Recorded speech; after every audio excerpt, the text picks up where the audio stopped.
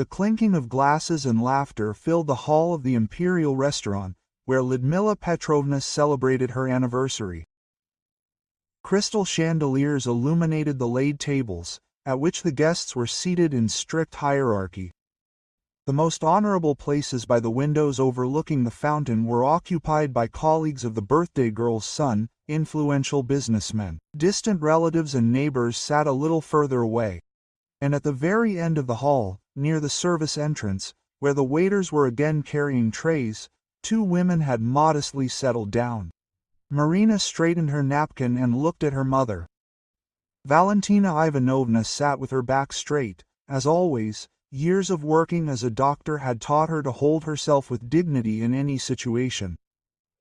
But the daughter saw how the elderly woman's lips pursed when they were led to this table. "Your place with your mother is over there, at the end of the hall," your mother-in-law loudly announced an hour ago, pointing to the far corner. "Don't forget to pick up the leftovers after the party." The guests laughed, taking it for a joke, but Marina knew perfectly well that there was no joke here. Lyudmila Petrovna sincerely believed that a nurse and a retired doctor did not deserve to sit next to real people.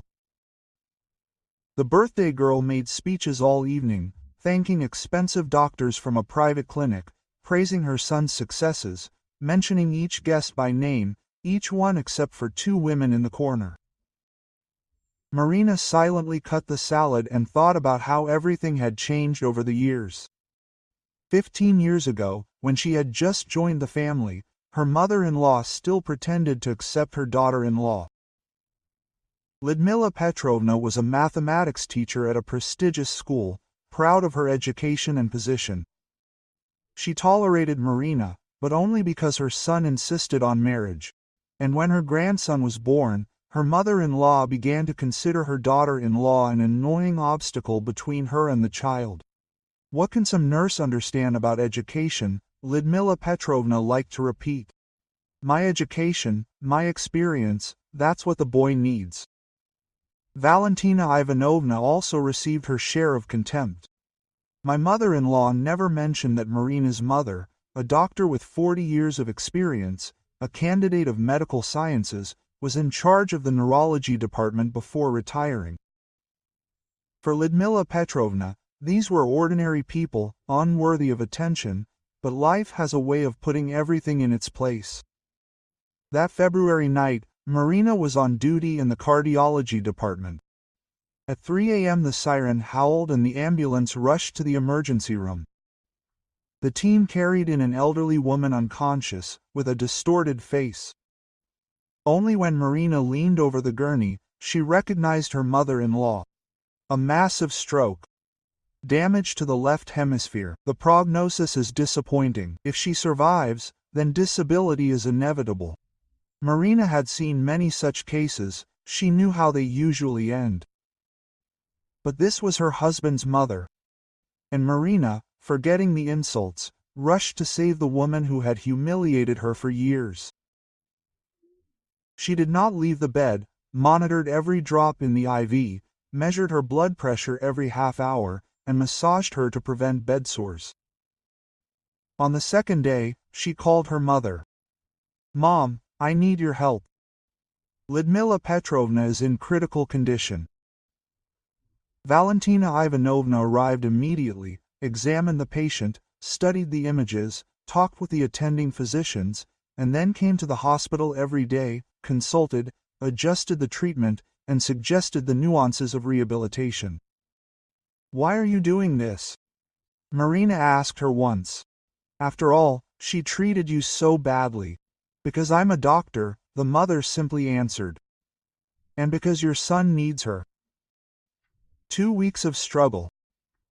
2 weeks when Marina almost never went home, and Valentina Ivanovna consulted colleagues for free. Gradually, the condition began to improve. First, Lyudmila Petrovna regained consciousness, then she began to recognize her relatives, then she began to speak. The rehabilitation took 6 months. Marina helped her mother-in-law learn to walk again, worked on her arm, and took her to treatments. Valentina Ivanovna selected a set of exercises to restore her memory and speech. The recovery was complete. Lyudmila Petrovna returned to her normal life, got a job at a school, and never once thanked those who saved her. Moreover, she seemed to have forgotten what had happened. She began to demonstrate her superiority again, humiliated her daughter-in-law and her mother again. As if that terrible night and endless days in the hospital simply did not exist. Dear friends, the birthday girl's voice interrupted Marina's memories. Lyudmila Petrovna stood up with a glass of champagne and the hall fell silent. I want to thank everyone who came to share this holiday with me. Special thanks to the doctors from the Medicine of the Future Clinic, who support my health. Dr. Fyodorov, Dr. Semenova, you are real professionals. Marina shook her fists. The same doctors from the private clinic where her mother-in-law goes every 6 months for routine checkups were receiving public gratitude. They were sitting in the corner as if they were superfluous from those who had truly saved her life. My dear son has always surrounded me with care, Lyudmila Petrovna continued. He chose the best specialists for me, and thanks to them I am with you today. Applause rang out in the hall. The birthday girl's son smiled sheepishly, accepting congratulations. He knew the truth, but he kept silent, as he always kept silent when his mother humiliated his wife. And now let's think about the menu.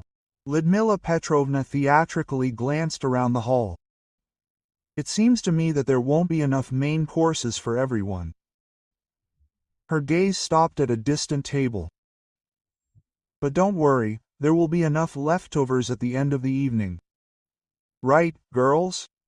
Several guests giggled awkwardly. Marina felt something break inside. It wasn't because of pain that she had long been accustomed to humiliation. It was because of indignation. Valentina Ivanovna put her hand on her daughter's shoulder. No need, Marinka, don't stoop to her level. But something inside Marina had already decided. She stood up and headed for the microphone. Silence reigned in the hall.